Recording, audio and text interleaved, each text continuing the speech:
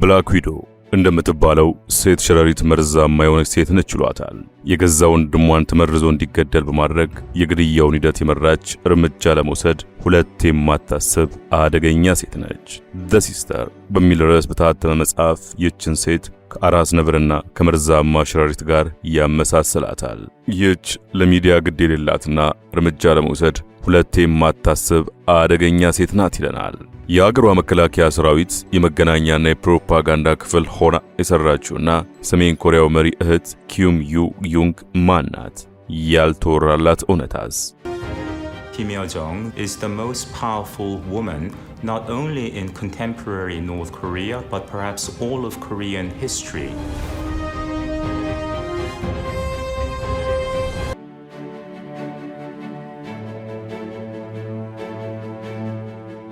ሰላም ጤና ይስጥልን ውድ ቤተሰቦቻችን፣ ይህን ቻናል ሰብስክራይብ እና ሼር በማድረግ ቤተሰባዊነታችሁን እንድታጠናክሩ የዘወትር ግብዣችን እያቀረብን ይህን ቪዲዮ ላይክ በማድረግ እንድትጀምሩ ጋበዝን።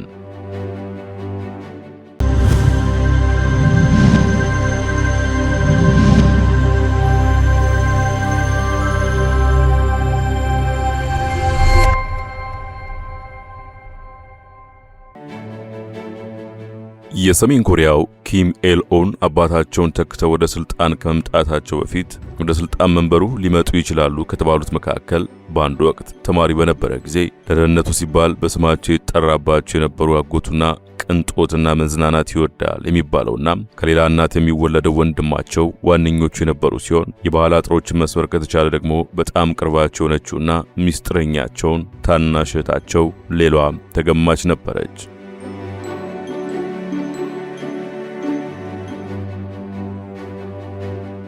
ይህንን የብዙዎች ግምት ከሀገሪቱ ህዝባዊ ኩነቶች ስርዓት አንጻር ከኪም ኢል ኦን አያት ጀምሮ ስለ ቤተሰቡና የሀገሪቱ ፖለቲካ በመጻፍ የሚታወቀው ሲያስረዳ ለስልጣኑ እጩ የነበሩትን ሰዎች ለማወቅ ከተፈለገ በአባትየው ኪም ኦን ኢል የቀብር ስነ ስርዓት ወቅት አስከሬኑን የያዘውና መኪና ሲያጅቡ የነበራቸው ቅደም ተከተል መጀመሪያ የአሁኑ ፕሬዝዳንት ኪም ዮንግ ኡን፣ ሁለተኛ አጎትየው ሲሆን በሶስተኛ ደረጃ ደግሞ ወንድምየው ነበሩ። እነዚህ ሶስቱ ከአንድ ወገን በመስመር በግልጽ የሚታዩ የነበረ ሲሆን እንደነዚህ ባዮግራፈር መረጃ በሌላኛው በኩል ከመኪናው በግራ የነበሩና በግልጽ ያልታዩ ሌሎች 5 እጩዎች እናትየውን ጨምሮ ነበሩ። በአጠቃላይ 8 ለስልጣን የታጩ ሰዎች በቅደም ተከተል ታድመው ነበር ማለት ነው።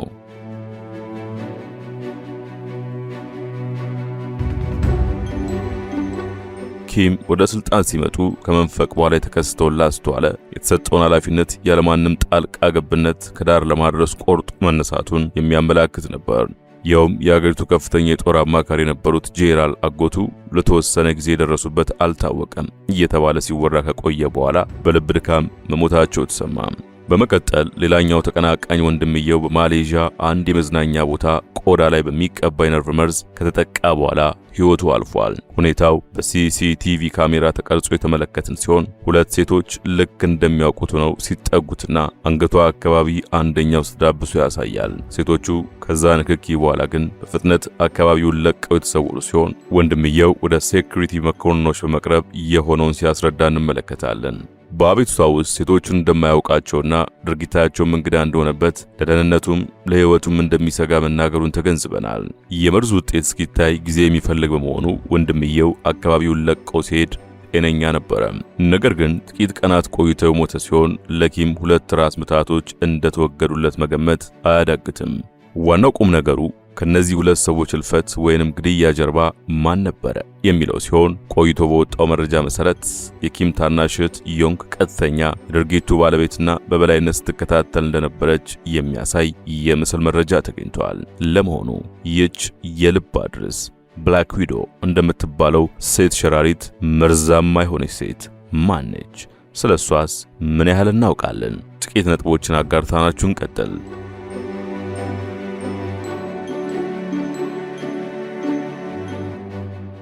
ኪም ዮ ዮንግ ከወንድሟ ጋር በስዊዘርላንድ አንድ የህዝብ ትምህርት ቤት የተማረችው ይህች ሴት ወደ ፖለቲካ ዓለም የተቀላቀለችው በቅርብ ቢሆንም በሰሜን ኮሪያ ከፍተኛ ፖለቲካዊ ስልጣን ካላቸው ጥቂት ሰዎች መሃል አንዷ ናት። ከፍተኛ የፖለቲካ ስልጣን ባለቤት ለመሆንም ሆነ ደቡብ ኮሪያ ሰራተኞች ፓርቲ ማዕከላዊ ኮሚቴ አባል ለመሆን የመጀመሪያዋም ሴት ናት። የኪም ዮንግ ኦን ብቸኛዋ በአባትም በእናትም የምትወለድ እህቱ ስትሆን ሙሉ በሙሉ የሚያምናት ብቸኛዋ ሴትም ናት። ባለትዳር እንደሆነች የሚነገር ሲሆን ባሏም ከፍተኛ ወታደራዊ መኮንን ነው ይባላል።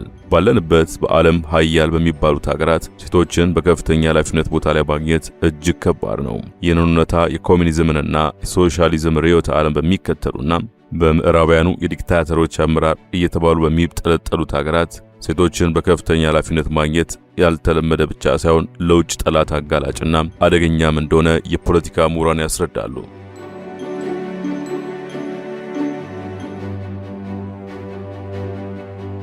የአስቴታቸው ግን የምዕራቡ ዓለም የፖለቲካ ልዩነታቸውን በሰብአዊ መብት ጥበቃና የዲሞክራሲ ጦት እንደ ሽፋን ተጠቅመው የማያባራ ፕሮፓጋንዳ ጦርነት የከፈቱባት የአንድ ቤተሰብ የስልጣን ተዋረድ ሰለባ ነች እያሉ የሚያጣጥሏትና ከ3 አስርት ዓመታት በላይ የዘለቀ የማዕቀብ ናዳ እየጫኑባት ያለችው የሰሜን ኮሪያ እውነታ ግን ከምሁራኑ አስተያየት የተለየ የፖለቲካ መልክ አሳይቶናል። ሰሜን ኮሪያ የምዕራቡን ዓለም ፕሮፓጋንዳ ችላ ብላ የህዝቧን አንድነት ጠብቃ የማዕቀቦችን ጋጋታ ተቋቁማ በቴክኖሎጂዎች ቅድድም ከፊቱ ነው ከሚመሩ አንዷ ከመሆኗም በላይ ዘመናዊ ጦር መሳሪያዎችን እያመረተች ከመጠቀም ባለፈ ወዳጅ ላለቻቸው እንደ ፍላጎታቸው ማቅረብ የቻለች ሀገር ስትሆን እሷ ከታጠቀችው ዓለም አለቀለት። ስለዚህ በፍጹም ባለቤት እንድትሆን ሊፈቀድለት አይገባም ሲባል የነበረውን የኒውክሌር ማበልጸግና መታጠቅ ብቻ ሳይሆን በየርቀቱም የተለዩ ኒውክሌር መሸከም የሚችሉ ሚሳኤሎችን እያመረተች በአሻት ጊዜና ቦታ የሙከራ ማስወንጨፍ የዘወትር ተግባራ ከሆነ ውሎ አድሯል። ውድ የመሿለኪያ ላይፍ ቤተሰቦች አብራችሁን ስለሆናችሁ ከልብ እናመሰግናለን። በአጭር ጊዜ በበርካቶች ተወዳጅ የሆነችው መሿለኪያ ላይፍ ቻናል የበለጠ እንድታድግ ሰብስክራይብ ያላደረጋችሁ አንድ ጊዜ ሰብስክራይብ በማድረግ እንድንበረታ እንድታግዙን አስታውሰን ተረካችንን እንቀጥል። አሁን ደግሞ ከአያታቸው ሲወርድ ሲወራረድ የነበረውን የስልጣን መንበር ከተቆጣጠሩ 11 ዓመት የሆናቸው የሀገሪቷ የበላይ መሪ ኪም ዮንግ ኡን በአገሪቱ የፖለቲካ ታሪክ አዲስ ሊባል የሚችል ፖለቲካዊ ውሳኔ ማስተላለፋቸው ይወራል። ይኸውም ታናሽ እህታቸውን ወደ ስልጣን መሰላሉ ጫፍ ማስጠጋት የኮሪያ ሰራተኞች ፓርቲ ማዕከላዊ ኮሚቴ አባልና በምክትል ፕሬዝዳንት ደረጃ የሚገመተውን የፖሊት ቢሮ በምክትልነት እንድትመራ ይሁንታቸውን ማሳየታቸው ብዙዎችን በግርምት ያስቆዘመ ሲሆን ምናልባትም ኪም ዮንግ ያንግ እሳቸው በመተካት ወደ ስልጣን ልትመጣ ትችላለች የሚል ግምት እንዲሰነዝሩ ምክንያቱ ናቸዋል። ይህ ግምታቸው እውን የሚሆን ከሆነ ደግ የአንድ ሀያል ሶሻሊስት ሀገር የመጀመሪያውና የአንድ ኒውክሌር ታጠቀችና በማንኛውም ሰዓት እርምጃ የመውሰድ አጣብቂኝ ውስጥ ሊያስገቧት በሚችሉ ተግዳሮቶች የተከበበች ሀገር የመጀመሪያዋ ሴት በመሆን ዓለም አቀፋዊ ክብረ ወሰኑን እንድትይዝ ያደርጋታል። በነገራችን ላይ የሰሜን ኮሪያ የመሪነት መንበር ለኪም ዩ ያንግ አዲስ አይደለም። ኪም ዮንግ ኦን በኮቪድ ከተያዙ በኋላ ሙሉ በሙሉ እስኪያገግሙ በ2020ና 21 መካከል ለአንድ ዓመት ያህል ያልተሸራረፈ ኃላፊነት ሰጥቷት የመራች ሲሆን ኃላፊነቷንም በከፍተኛ ብቃት እንደተወጣች ብዙዎች ይመሰክራሉ። የሚያስደንቀው ግን ኪም ዮንግ የስልጣን ራብ የሚገልጻት ሴት አይደለችም። ይልቁንም ከመጋረጃ ጀርባ ሆና በሙሉ ልብ የሚያምናትን ወንድሟን በማማከርና የመሪውንም ሆነ የአገሪቷን እድገት ሊያደናቅፉ ይችላሉ ብላ የምትገምታቸውን የውስጥ አርበኞች በማጽዳት የበኩሏን አስተዋጽኦ ማበርከት እንደምትመርጥ ስለ ሰሜን ኮሪያ በቅርበት የሚያውቁ ይናገራሉ።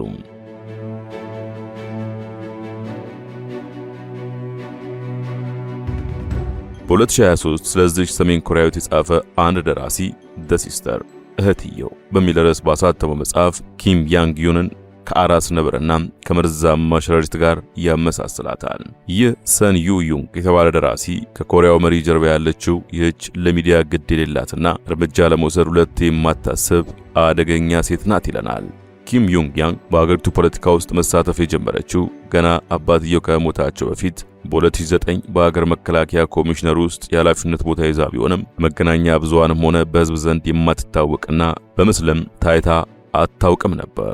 በ2012 በአባቷ የቀብር ስነ ስርዓት ላይ ከታየች ውጪ ይህች ሴት የሀገር መከላከያ መገናኛና የፕሮፓጋንዳ ክፍል ኃላፊ ሆና ያገለገለች ቢሆንም እስከ 2018 ድረስ በዓለም አቀፍ ማህበረሰብ ዘንድ አትታወቅም ነበር። በፌብሩዋሪ 2018 ኪም ዮንግ ዩንግ የሀገሯን መንግስት በመወከል በደቡብ ኮሪያ የተካሄደውን የዊንተር ኦሎምፒክ መክፈቻ ስነ ስርዓት የታደመች ሲሆን ይህ ጉብኝት በሁለቱ ሀገራት መካከል ከተካሄደው ጦርነት በኋላ የመጀመሪያውና ከፍተኛ የስልጣን ኃላፊነት ላይ ባለ አካል የተደረገ ታሪካዊ ጉብኝት ነው። በዚህ ጉብኝቷም የደቡብ ኮሪያን ፕሬዝዳንት ያነጋገረች ሲሆን የኪም ዮንግ ኦን ልዩ መልእክተኛውና መገኘቷን ከኪም ዮንግ ኦን የተጻፈና ለፕሬዝዳንት ሙን ጄኢን የተላከ ደብዳቤ አድርሳለች።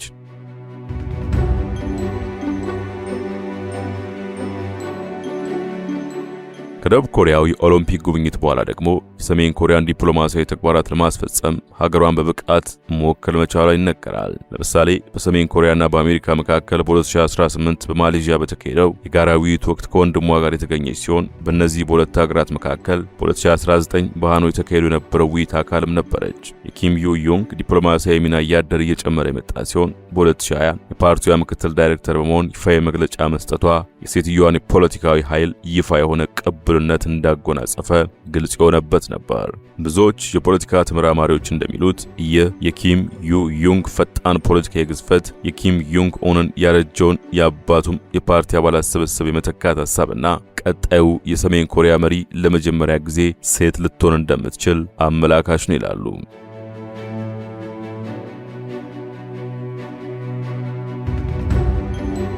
ውድ ቤተሰቦቻችን በቀጣይ እናንተ ቤተሰቦቻችን ቢቀርብልን የምትሉትን በኮሜንት ማስቀመጫው እንድታኖሩልን እንዲሁም የተሻሉ ስራዎችን ይዘን እንድንቀርብ ሰብስክራይብ እና ሼር በማድረግ ይህን ቻናል ለሌሎች እንዲደርስ እንድታደርጉልን በአክብሮት እንጠይቃለን። ሰላም ለሀገራችን።